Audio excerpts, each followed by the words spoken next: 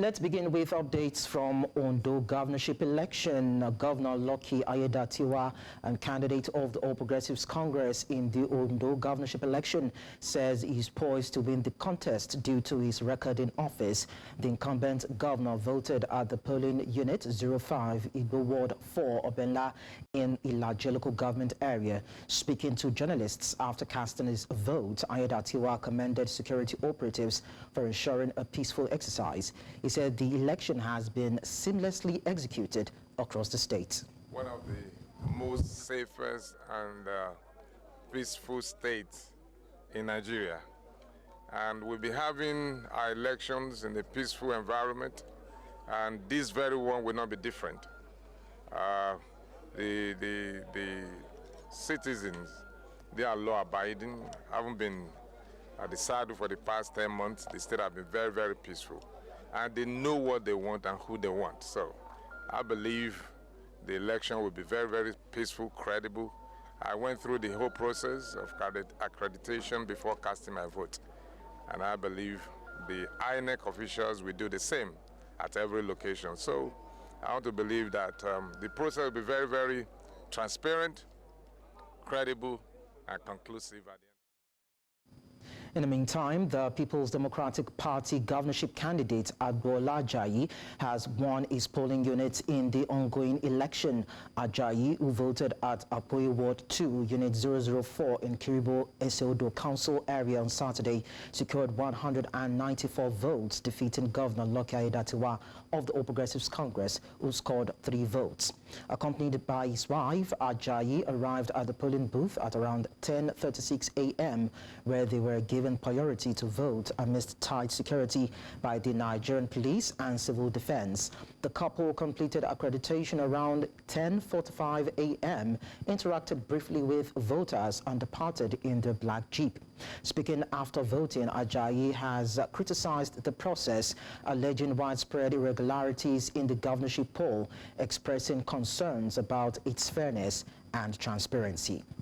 We also tell you that at least 47% of polling unit results from the Ondo governorship election have been uploaded to the Independent National Electoral Commission result viewing portal as of 4:12 p.m. on Saturday. A total of 1,876 results have been submitted out of 3,933 polling units across the state. The election, featuring 17 candidates, has emerged as a 2-horse race between the People's Democratic Party candidate Onabanjo Ajayi and incumbent Governor Lucky Ayedatiwa of the All Progressives Congress. Results have been trickling in from various polling units, reflecting a highly competitive contest.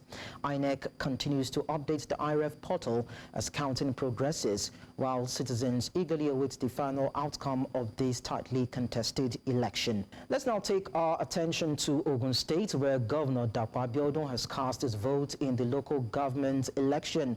Abiodun arrived at Ward 3, polling unit 002, Ita Osoyin, Ikberu in Ikene local government area at approximately 11:24 a.m.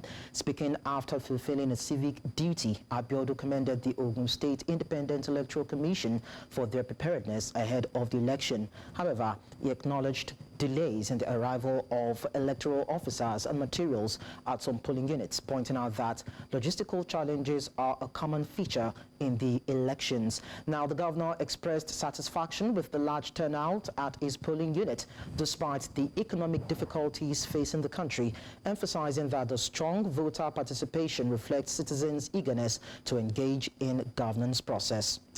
Away from election matters, former President Olusegun Obasanjo has criticized Nigeria's current state under President Bola Tinubu, describing it as a failing state. Speaking at the Chinua Achebe Leadership Forum at Yale University, Obasanjo referred to Tinubu as Baba Go Slow and Emilokon.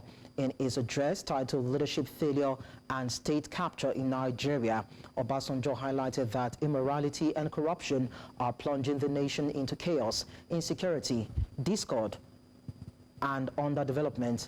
While recognizing the widespread issues of corruption, injustice, and incompetence, Obasanjo expressed cautious optimism, saying there is still hope for the nation.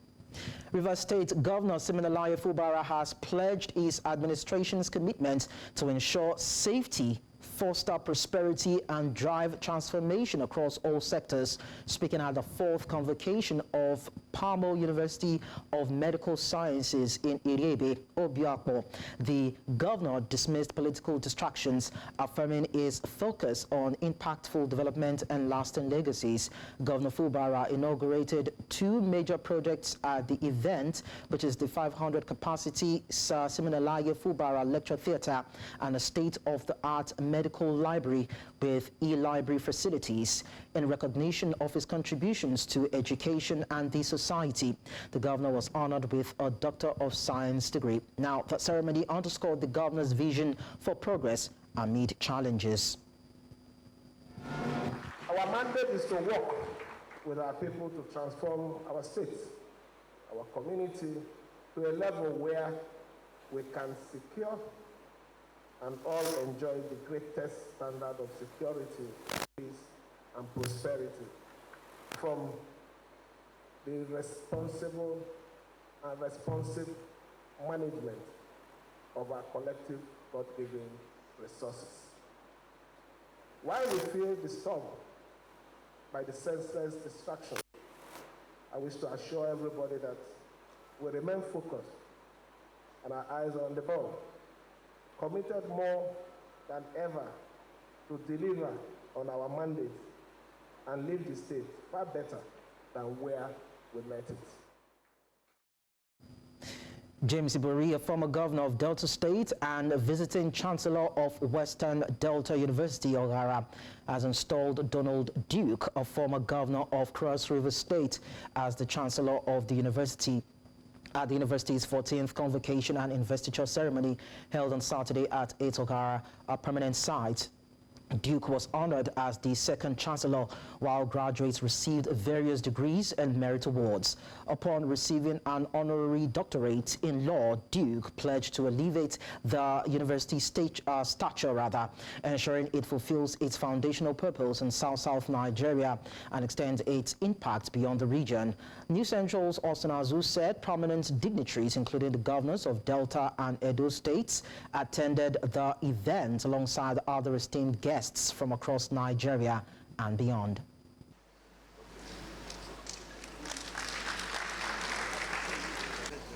James Onanefe Ibori, hereby in accordance with the powers conferred on me as the visitor of Western Delta University, Ogara.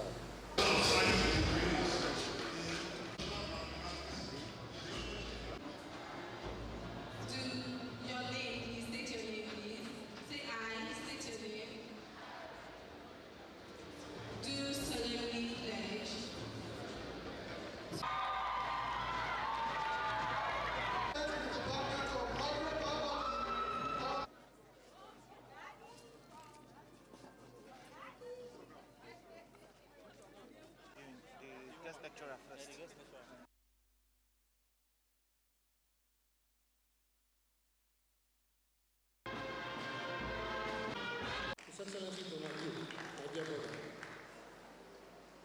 I express my sincere appreciation to you. A man of remarkable experience and wide-ranging network. You bring a wealth of knowledge and influence to our university as a second chancellor. I am confident that with your guidance, Western Delta University will continue to grow and excel. Thank you, my dear friend and brother, for your commitment to the university's future. As your Chancellor, my commitment alongside the esteemed members and stakeholders of Western Delta University is to foster a culture of academic excellence, innovation, and inclusivity. I pledge to work tirelessly to advance our university's mission, enhance student success, and strengthen community partnerships. I also look forward, in collaboration with our talented faculty and staff, to drive research, creativity, and entrepreneurship. And together, we will cultivate a learning environment that prepares our students for for an ever-changing world. You're watching News Central now. We're going to break and return to tell you that flood recovery efforts have continued in Borno State, even as Qatar extended aid to 3,000 victims. Stay with us.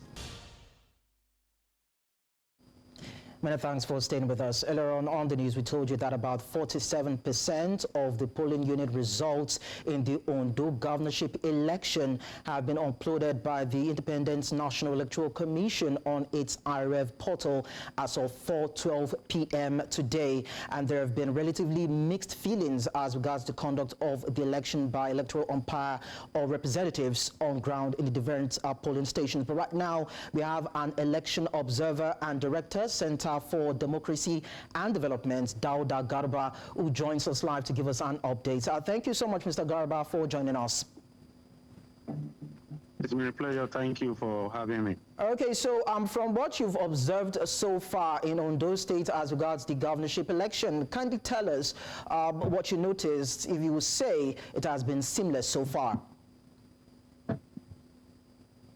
Well, to start with, ahead of the election itself, we have had what we call the background paper to these elections, which also where we have before now indicated where we think the elections were going, and that background paper actually detailed what we the research we've done moving forward with the elections.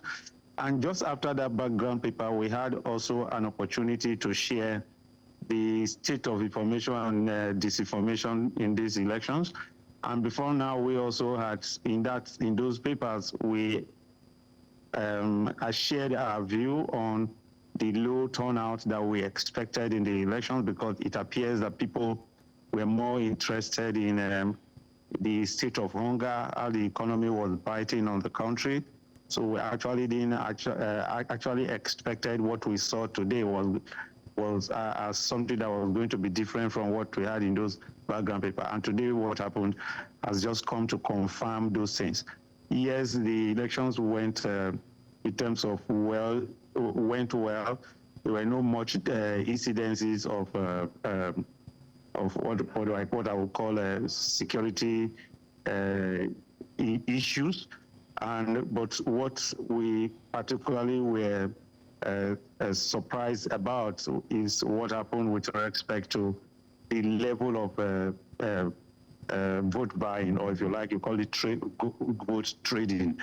And across the board, the civil society were involved in this process, all have one or two things to say about what happened. And for us, it's not good for democracy, because we're getting to a point now where the political class will begin to weaponize the issue of poverty. And at some point, it looks like what is coming out is that people will now be focusing on mobilizing huge resources for election time. And what then happens when you have such thing is that how do you get the people so poor that they are unable to fend for themselves? And what's the dangers of that is that you begin to have a situation where the political class will always keep work money and arrange it somewhere and waiting for election day to use the money to buy votes. Could there be, Mr. Garba, Mr. Garba, could there be some form of checks on party agents or those who will be accessing the polling units before they are granted access to those places? Probably that could be some form of checking those who might want to vote trade in this instance. Yes, I think that works, and we're also very concerned about the level at which those who in polling booths where you had a relatively good population, we thought that people were too close to some polling unit. But in some other areas, there were areas where there were also places where the population wasn't that close.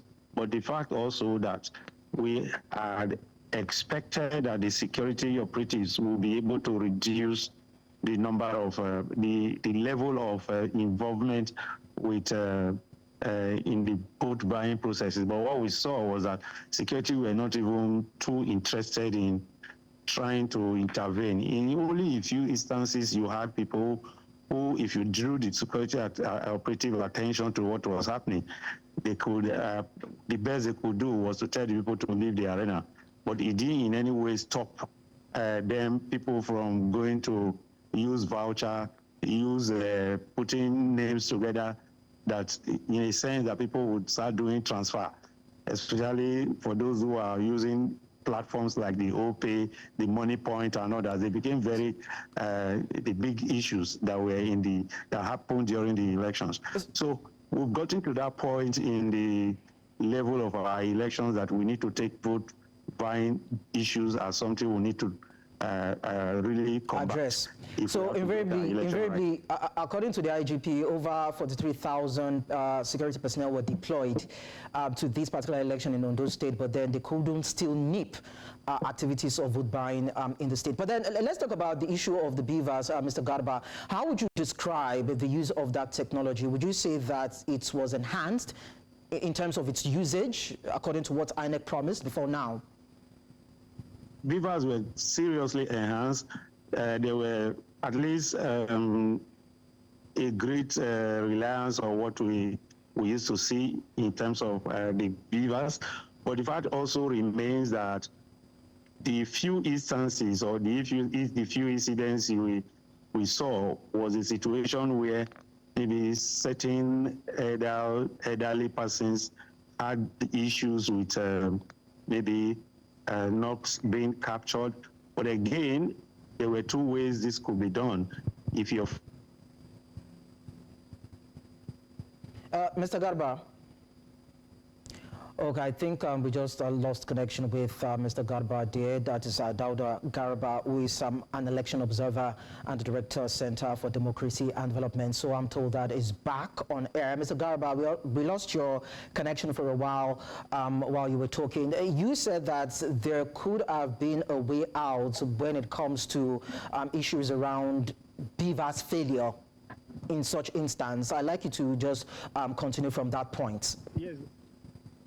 Yeah, I said the beavers worked very well. Okay. But in some few instances, it was reported that the elderly persons had issues.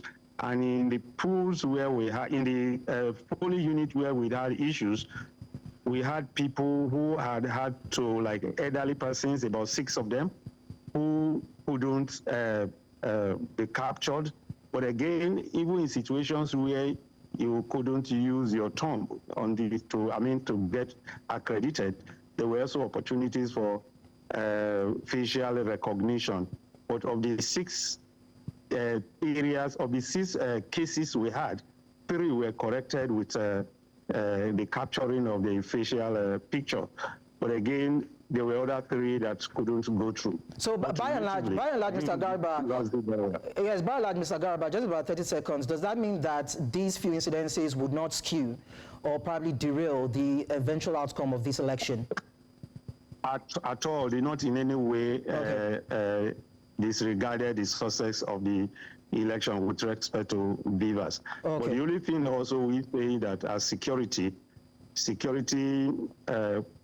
even in the face of the, vote buying, security will say that it wasn't their responsibility to address anything, that it was only INEC responsibility to conduct the elections. Their own responsibility was to ensure that in the vicinity of the elections, they needed to ensure that there was peace and responsibility and security. Well, we may need to visit the Electoral Act to know what the position or the responsibility of security personnel are when it comes to electoral processes and taking good care of it. But then thank you so much, Mr. Dauda Garba, for sharing your observations with us on the news. Thanks for having me. I really appreciate this. Okay, moving on now. About 3,000 victims of the devastating Maiduguri flood are receiving critical non-food assistance courtesy of the Center for Advocacy, Transparency and Accountability Initiative. The flood relief initiative comes after weeks of devastating rains that displaced many families and caused widespread damage to homes and infrastructure in Borno State. News Central's Markarawa completes the report. Families struggled to recover from the devastating flood that destroyed their homes, businesses, farmlands and other belongings. Bana de mani nare misalo jili kare chida iso hanama kare ande chida nji paton gozo lezana jili ngai kakkada monche dulinde nji gozo lezana. Blankets, mats, kitchen utensils, among others, are items some of the affected flood victims, particularly women and the elderly, who have been disproportionately impacted by the disaster, now receive as immediate relief. Gaskiya ba abin da zamu ce taimako kala-kala mun samu. Iri-iri mun samu ba abin da zamu ce. Allah ya muku albarka, Allah ya muku albarka. Mun gode sosai, Allah ya saka da alkhairi. Ta ba mu shinkafa, taburma, sange da wani bako ban san menene a ciki ba dai. Today we are out here with our partner Oxfam with support from DRA. To see that we support the flood-affected participants here in Borno State. Particularly, we are reaching close to 3,000 participants where we want to provide them with support in terms of NFI, that is non-food items. We are providing them with blankets, mats, wrappers, utensils, pots, as well as torchlights that we're trying to provide for all of these communities, while the government is also complementing this effort with foodstuffs to see that these people bounce back better within the community. Meanwhile, the Borno State Flood Relief Disbursement Committee has established a complaint desk to give flood victims a platform to voice their concerns, particularly regarding the relief process and access to further aid. This will go a long way to assist those that are affected, most especially the women. I would say on behalf of the committee that we appreciate this kind gesture which Katai, Oxfam and the DRA has done. This is a show of the spirit behind it. Is really a welcome idea. Residents of the flood-stricken areas expressed gratitude for the timely support, but emphasized the need for more comprehensive assistance to engage in business and help them rebuild their lives in the aftermath of the disaster. In Maiduguri for News Central, Umaru Kirawa. On News Central now, we'll tell you about entrepreneurship in Nigeria as small businesses are said to be facing a challenging economy as the case is. But that will be after the short timeout. Don't go away. Now we'll tell you that stakeholders in small and medium-scale enterprises in Nigeria have said that small business owners are struggling to overcome the problems arising from the country's present economic crisis. They are calling on the government and the relevant stakeholders to create policies to foster the growth of MSMEs in the country. News Central's Omolola Ololade filed in this report. Entrepreneurs in Nigeria are currently battling high inflation rate, inappropriate foreign policy, high foreign and domestic debt, amongst other challenges. Against this background, entrepreneurs at an entrepreneurship conference organized by Masterpiece Resource and Development Center emphasized the need to stay resilient in the face of challenges, especially with the country's current economic crisis. The challenges are right before us, but the core spirit of an entrepreneur is that irrespective of what faces you, you stand up, walk the talk, with God backing, with networking, with competence, character, and your capacity, you can push higher to move to the next level. While some of the challenges facing Nigerian entrepreneurs have continued to hamper the growth of businesses, the Lagos State government says it has created policies that will support medium and small-scale enterprises in the state. I observe that they've done a great job because government cannot do it alone. In Yoruba, they say, Agbajowo, laughing beruduri. So if government is there and the private sector too, they're moving up, we all get there. God has really blessed us with mineral resources, whatever we need to develop as a state, as a country, and as a continent. So if we work together, we are adults, we can help the youth, tell them where to go and how to go about it. Business owners, however, admonish young entrepreneurs to look beyond the different challenges of running a business despite the country's present economic woes. Most people who are investing in your business are taking a risk on you, really. Once you have a proof of concept, they want to see what are the values that drive the entrepreneur. How will they lead? How are they around money? How do they behave with money? So challenges, they can be a watershed, and they have been a watershed. And I want to assure you that it would always remain a challenge for entrepreneurs, because at the moment to go to the bank is extremely impossible because of the high interest rate. Interest rates have recently been increased to about 40%. What sort of business can you do to generate that 40%? But I will encourage entrepreneurs to begin to think outside the box. It is hoped that the government and all relevant stakeholders will create policies to help MSMEs thrive in Nigeria. In Lagos, for News Central, Omolola Ololade. Rising global temperatures, erratic weather patterns, and environmental disruptions have led to significant challenges for workers in various industries. In Nigeria, the NLC is speaking out about the rising toll climate change is having on laborers from agriculture to manufacturing. Across the world, workers are grappling with the consequences of a changing climate. In Nigeria, farmers are facing unpredictable rainfall and longer drought periods, which are severely impacting crop yields. In cities, power outages and heat waves are making work environments unbearable, especially in industries with limited air conditioning or ventilation. Climate change is at the heart of the work we do, simply because climate change is an event that happens. It's a phenomenon that is central to the workplace. Most of the emissions, greenhouse gas emissions, actually happen in the workplace or in the corridors of work. So workers are central to the discourse around climate change. At the ongoing COP29, the Nigeria Labour Congress, NLC, called for urgent policy action both at the local and international levels to mitigate the impact of climate change on workers. The Congress is also pushing for improved workplace safety, better health services, and social support for those who have been displaced by environmental disasters. Well, mitigating climate change challenge means that you undertake efforts to reduce emissions, greenhouse gas emission, carbon emissions, methane emissions, and other CFCs and all that. Then we have another thing we call heat stress. Because of these emissions all over the world, you have what we call global warming. Temperatures are rising. That's why in UNFCCC process, the discussion is about how to limit it to 1.5 degrees Celsius. And so workers are directly involved because they are in the production sites. Apart from the heat generated by machines, heat generated by chemical processes, you also have heat, from the global warming.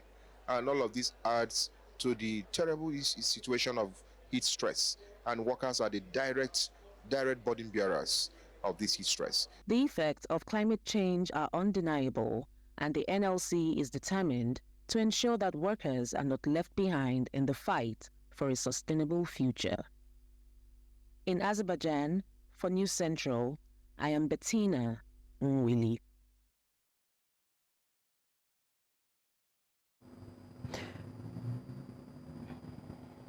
And away from Africa, we take you to the COP29 conference, where activists attempted to move the focus of the conference towards the $1 trillion of climate finance that experts say is needed annually by the year 2030 for developing countries. They protested this claim by the experts, saying that it has nothing to do with the countries and with the public finance, but is only a play of trade among companies. They added that it does not emphasize how the affected people can get money to stay in the territories and to take care of the planet. These activists have continued to question the conversations around carbon markets, urging organizers and stakeholders to be straightforward.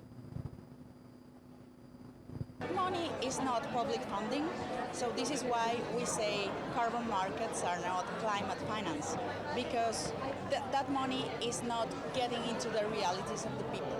It's just being traded between the companies, and there's a lot of actors in between. It's not just one company, it's a lot in a chain that it's very complicated to explain and to understand, not only for us who are dedicated to do this, but for the communities and even for the government. Seeing the conversation around carbon markets, and we know that in order for this COP to happen, before this COP happened, there was a secret meeting made by this commission that is in charge of the carbon market in the negotiations. So our assessment is extremely shady. We put a big question mark on it.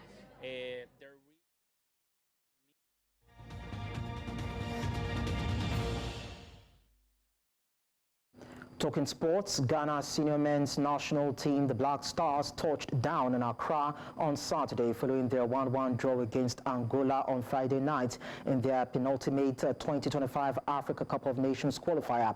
Otoado's team will now regroup for Monday's final qualifier against Niger after the draw at the 11th November Stadium, which confirmed that Ghana will not qualify for the AFCON in Morocco.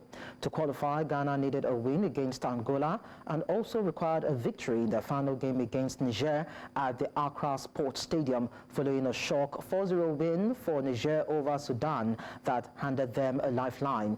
With no chance of qualifying now, the match against Niger holds no significance for Ghana. This marks the first time in 21 years that Ghana will miss the Africa Cup of Nations. We also told you that the UEFA Nations League match between Romania and Kosovo was suspended in stoppage time with a score at 0-0 in Bucharest on Friday. There were scuffles between players from both teams and Kosovo players walked off the pitch. UEFA did not explain why the game was cut short, but Kosovo players were reportedly upset at hearing pro-Serbian slogans. In a note on its website, UEFA said that the game had been abandoned and that it would communicate further information in due course. After historic tensions were heightened by the 1990s Balkans conflicts in 2008, a majority ethnic Albanians in Kosovo declared independence for the former Serbian province. Serbia refuses to recognize that independence and considers Kosovo the cradle of its statehood. But I'll tell you that Mike Tyson's controversial return to boxing ended in a one-sided defeat on Saturday morning, with YouTuber turned prize fighter Jake Paul cruising to victory by unanimous decision against the heavyweight icon in Texas. Tyson barely landed a punch during the 8-round bout at the AT&T Stadium in Arlington, with Paul winning by big margins on all three cards, that is 80-72, 79-73, and 79-73.